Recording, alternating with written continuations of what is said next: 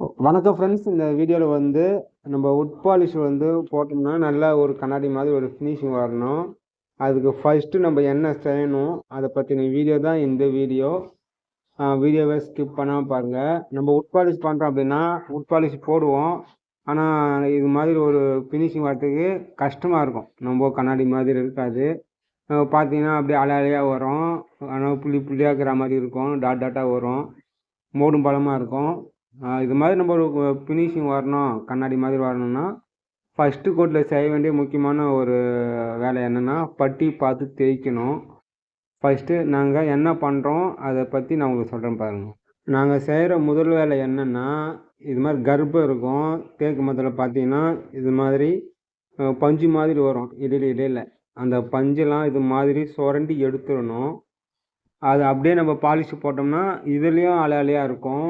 அது மாதிரி நம்ம இது மாதிரி இல்லை, ஜாயிண்ட்லாம் இருக்குது அப்படின்னா அந்த ஜாயிண்ட்டையும் நம்ம வந்து க்ளீனாக பட்டி பார்க்கணும். இதுமாரி பெரிய பெரிய ஹோல்ஸ்லாம் வருது அப்படின்னா அதை வந்து மெட்டல் பேஸ்ட்டில் தான் பார்க்கணும்.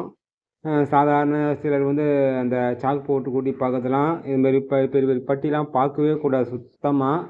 இது மாதிரி மெட்டல் பேஸ்ட் போட்டோம்னா அப்படியே ஒரு கிரிப்பாக ஸ்ட்ராங்காக எப்பவுமே பட்டி வந்து உள்வாங்காமல் எப்பயும் ஒரு லெவலாகவே இருக்கும்.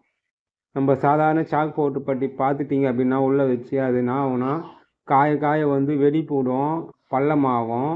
அந்த ப்ராப்ளம் வந்து இதில் வராது. பாருங்க, அந்த கேஃபெல்லாம் வந்து மெட்டல் பேஸ்ட்டு வச்சு நல்லா உள்ளே அழுத்தணும். உங்களால் எவ்வளோ ஃபில் பண்ண முடியுமோ நல்லா அழுத்தி 1க்கு 2 முறை கூட இது மாதிரி நம்ம வந்து காய விட்டு நம்ம பட்டி பார்த்துக்கணும். அப்போ தான் வந்து அந்த மோடும் பள்ளம் இல்லாமல் நமக்கு சீரான ஒரு மட்டமான ஒரு ஃபினிஷிங் வரும். இதில் முக்கியமான ஒன்று இருக்குது, அது என்னென்னா எரால் டெட்டு பற்றி பார்க்கணும். இது கூடவே நம்ம மரம் கலருக்கு தகுந்த மாதிரி கலர் போட்டு எரால் டெட் நல்லா மிக்ஸ் பண்ணி அந்த கேப்பில் விட்டுட்டிங்க அப்படின்னா அது வந்து இதையும் 10 மடங்கு இன்னும் பெஸ்ட்டான ஒரு ஃபினிஷிங்காக இருக்கும். அது நம்ம எரால்டெட்டு பார்க்குறோம் அப்படின்னா அது வந்து ஒர்க் வந்து அதிகம், இதுவும் ஒர்க் அதிகம். இது தேய்ச்சா வந்துடும், அது தேய்ச்சா வராது. அதனால் அது வந்து ஒரு ஈஸியான மெத்தேடு, அதை தான் உங்களுக்கு வந்து நான் சொல்கிறேன். இந்த மெட்டல் பேஸ்ட்டு பார்க்குறீங்கன்னா ஒரு 10 நிமிஷத்துலேயே காஞ்சிடும். அப்படி காஞ்சிச்சுன்னா இது மாதிரி பஃபிங் மிஷினை போட்டு நம்ம ஈஸியான முறையில் தேய்க்கலாம். இதில் என்ன ஒரு ப்ராப்ளம்னா, இந்த மிஷினை யூஸ் பண்ணுறது நல்லா அனுபவம் உள்ள ஆள் தான் யூஸ் பண்ணணும். அப்படி உங்களுக்கு யூஸ் பண்ண தெரியல அப்படின்னா வால் தகடு போட்டு அந்த பட்டியை சீவிட்டு கையிலே தேய்ச்சிக்கிறது பெஸ்ட்டு. நம்ம தெரியாதனமாக இந்த பஃபிங் மிஷினை யூஸ் பண்ணுறோம் அப்படின்னா ரொம்ப டேஞ்சரான மிஷினு. மேலேயே ஜம்ப் ஆகும், நமக்கு அடிப்படும், அதுக்கப்புறம் மரத்துக்கும் ரொம்ப சேதாரமாகும். இது சரியாக பிடிக்கல அப்படின்னா அலையாக விட்டுருவீங்க, மூடும் பழமாக இருக்கும், பள்ளமாக விட்டுருவீங்க. பிடிக்க தெரியாமல் விட்டிங்கன்னா இதுமாதிரி ப்ராப்ளம் இருக்கும். நம்மளுக்கு அந்த கண்ணாடி மாதிரி ஃபினிஷிங் வராது. உங்களுக்கு இது மாதிரி பஃபிங் மிஷின் போட்டு தரணுன்னா தாராளமாக வால் சைடில் போட்டு அந்த பட்டியை மட்டமாக சீவிட்டு நல்லா தேய்ச்சிருங்க, மட்டமாக தேய்ச்சிருங்க. கட்டை வச்சு பேப்பரில் நல்லா தேய்ங்க. அப்படி இல்லைனா சாண்டிங் மிஷின் போட்டு தேய்ச்சிக்கலாம். இது பாருங்கள், நாங்கள் அந்த ஜாயிண்ட்டு ஹோல்ஸ்லாம் க்ளீனாக பட்டி பார்த்துட்டோம், அதை தான் பஃபிங் போட்டு தேய்க்கிறோம். இதுக்கு மேலே வந்து நம்ம சாண்டிங் மிஷின் போட்டு தேய்ச்சோம் அப்படின்னா இன்னும் நமக்கு நல்லா ஒரு ஃபினிஷிங் இருக்கும். உங்களுக்கு வந்து சாண்டிங் மிஷின் வந்து இன்னும் ஈஸியாக இருக்கும். இது வந்து யார் வேணாலும் நம்ம வந்து தேய்க்கலாம். பஃபிங் மிஷின் மாரி இது வந்து ரொம்ப டேஞ்சர் கிடையாது. இதை ஈஸியான முறையில் வந்து நம்ம தேய்க்கிறதுக்கு இன்னும் யூஸ்ஃபுல்லாக இருக்கும்.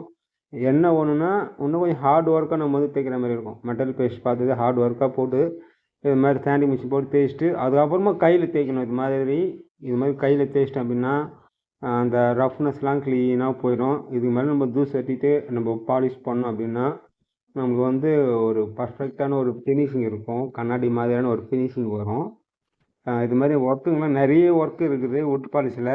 உட் பாலிஷ் பற்றி நிறைய தெரிஞ்சுன்னுன்றவங்க சேனலை சப்ஸ்கிரைப் பண்ணிக்கோங்க. உட் பாலிஷ் பற்றி தெரியாதவங்களுக்கும் ஷேர் பண்ணுங்கள். இது வந்து டீக் வுட்டு பாருங்கள், அந்த டாட் டாட்டாக இருக்குது, மோடு மூலமாக இருக்கிறதுலாம் இல்லாமல் மட்டெல்லாம் கண்ணாடி மாதிரி இருக்குது, பூவெலாம் வந்து கிளாஸியாக நல்ல ஒரு ஃபினிஷிங் வந்துருக்குது.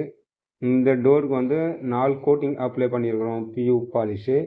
நம்ம 4 கோட் அப்ளை பண்ணுறப்போ இன்னும் ஒரு பர்ஃபெக்டான ஒரு ஃபினிஷிங் இருக்கும். நார்மலாக வந்து 3 கோட்டு, 4வது கோட்டு அடிக்கிறப்போ இன்னும் நம்மளுக்கு ஒரு தெளிவான ஒரு ஃபினிஷிங் வரும்.